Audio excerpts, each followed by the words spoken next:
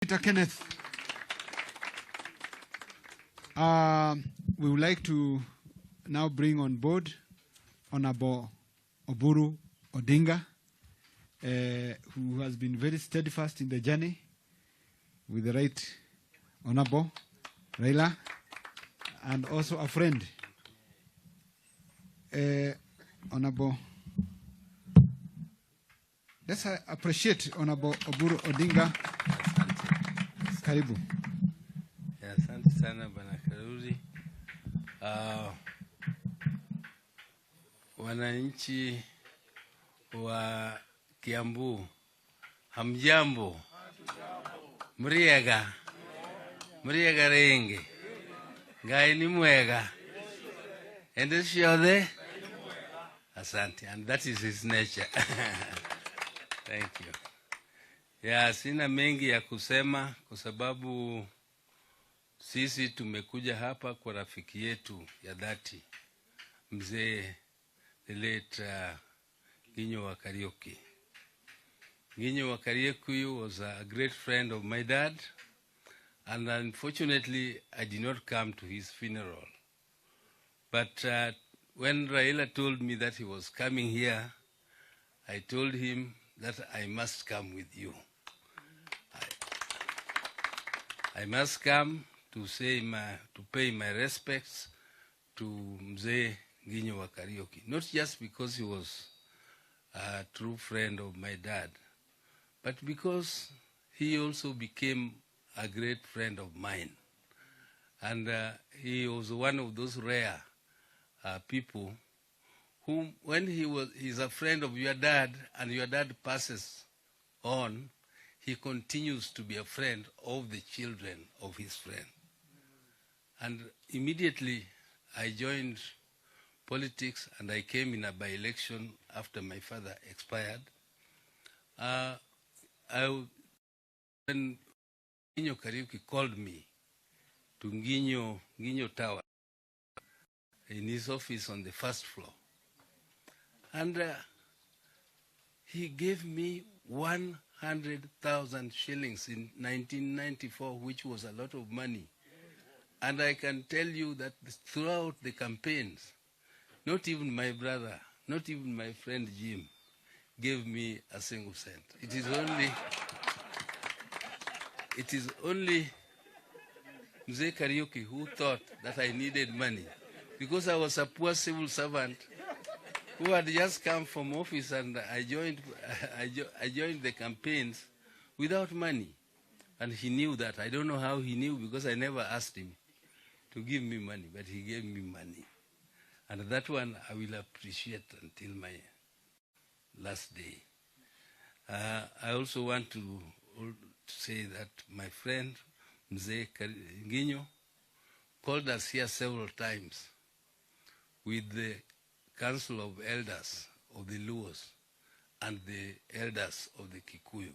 And he tried to bring the mountain and the lake, but circumstances did not favor that coming together, even though he really tried, together with Mzee, the late Njenga Karume. We were in Njenga Karume's home and in Nginyo Kariuki's home. We tried several times, but the government of the day was very vicious against the whole thing, and it scuttled. But I'm very happy that we have come again. Now, when circumstances have changed, when the government of the day is part of this movement, which is to bring the lake and the mountain together, and as Jim Orengo says, whenever that happens, the country moves forward. And that is what happened at independence. That is what happened at independence. Mzee Jaramogi Oginga Odinga was very, very close to Mzee Jomo Kenyatta. And they were not tribal at all. The differences which came between them was merely ideological. But people misconstrued it to be political, that Mzee Jaramogi was, or tribal, that it was a tribal war. There was no tribalism at all, in that thing. There's no time to explain, but perhaps we could have explained it even more. Raila even knows it better, a little better than me, but there are some things which I know which he might not also know about this. But I'm very sure that it was not tribal at all. Now, him and Uhuru Kenyatta, again, the same family, they have shaken hands, and it is determined between our two families that we shall make sure that we clear the air and bring the communities of Mount Kenya and the communities around the lake together again so that the country can move forward. This is our prayer. And I know that a lot of people are saying that the other people were in front, that they have captured Mount Kenya, that Mount Kenya cannot support Raila. But, you know, when you are in a marathon race, you don't start sprinting. And that is what Uhuru was telling our brother. Please don't sprint. I'm still the boss. Please, just run behind me. I will give you the baton. But the man refused. He wants to run ahead of his boss. But in a marathon race, when you start to sprint, definitely you will go out of steam and run out of breath very soon. So I'm sure, because what offense has Raila ever committed against Mount Kenya? Apart from just competition. Competition is not enmity. Competition is actually friendship. Because you compete against your brother, and once the competition is over, you work together. And this is what Raila has done. They are working together with Uhuru, and it's very, very supportive.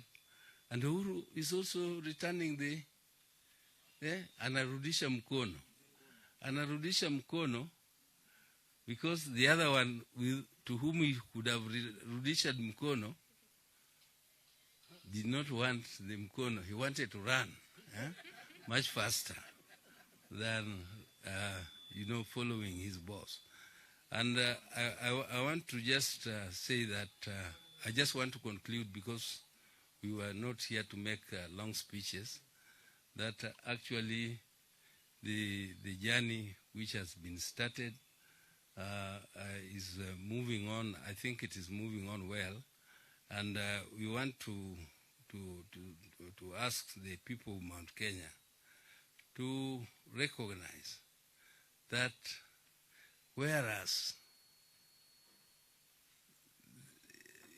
no, let me just put it the other way around. You know, Raila, as I told you, has never committed any offense, apart from saying Kibaki Tosha. He said Kibaki Tosha, and people were calling him Mtongoria Jamba. The other people even have some blood on their hands. But now it is said, if those people could come and convince Mount Kenya and move freely and now say that the Mount Kenya is captured, supporting them, how about for somebody who has never committed any offense apart from saying Mtongoria Jamba? Really, is it much more difficult for Raila to talk to Mount Kenya people than those people who are already saying and boasting that they are the bosses, that they have captured Mount Kenya, and that whatever efforts we are making will result to zero? I believe that will not happen. I believe the efforts we shall make will not total to zero, and we have come to extend a friend or a hand of friendship to Mount Kenya, and we hope that this hand of friendship will be returned. Asante, and asante sana.